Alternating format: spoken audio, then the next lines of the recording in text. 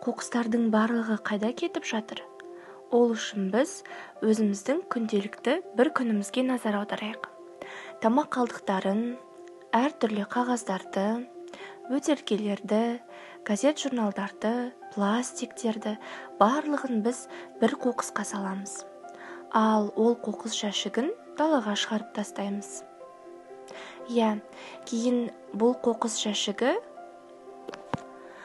ортақ қоқыс үйіндісіне кетеді. Ал ол қоқыс үйіндісінде барлық қалдықтар қаншалықты ұзақ сақталатынын білесіз бе? Онда осы видеоға назар аударып көріңіз. Тамақ қалдықтары 2 айға дейін сақталады.